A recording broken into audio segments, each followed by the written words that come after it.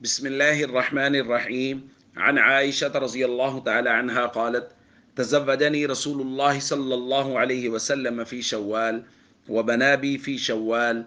فأي نساء رسول الله صلى الله عليه وسلم كان أحظى عنده مني. رواہ مسلم۔ سیدہ عائشہ رضی اللہ تعالیٰ عنہ بیان فرماتی ہیں کہ رسول اللہ صلی اللہ علیہ وسلم نے شوال میں میرے ساتھ نکاح کیا اور میری رخصتی بھی شوال میں ہوئی، اور فرماتی تھی کہ رسول اللہ صلی اللہ علیہ وسلم کی ازواج میں سے کون سی زوجہ محترمہ ہیں جو آپ کے یہاں مجھ سے زیادہ خوش نصیب تھی۔ دوستو، شریعت مطہرہ نے ہر دور میں توہمات کا بہت شدت سے رد کیا ہے، اور نکاح کے باب میں ہر دور میں کچھ نہ کچھ توہمات پائے جاتے رہے ہیں۔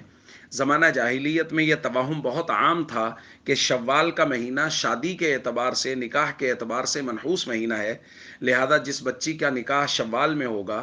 وہ بچی خوش نہیں رہ پائے گی۔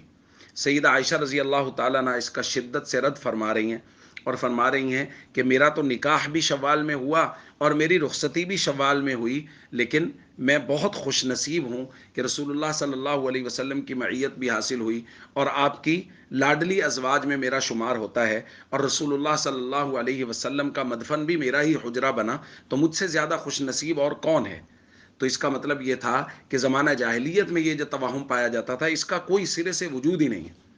بھائی بالکل اسی طرح ہمارے معاشرے میں بھی بہت سارے توہمات، محرم میں شادی کرنا نحوست کی علامت ہے، سفر میں شادی کرنا نحوست کی علامت ہے، تو محرم میں شادی نہیں کرتے، سفر کے مہینے میں شادی نہیں کرتے، اس کو منحوس گردانتے ہیں۔ تو یہ سارے توہمات شریعت مطہرہ نے ان کا رد کیا ہے، اور شریعت مطہرہ نے بتایا ہے کہ کسی طرح کے توہم کی کوئی گنجائش نہیں ہے، بلکہ جو چیزیں اللہ اور اس کے رسول نے دی ہیں، جو خوبصورت دین آپ نے دیا ہے، اسی کے مطابق زندگی گزارنی چاہیے۔ السلام علیکم ورحمۃ اللہ وبرکاتہ۔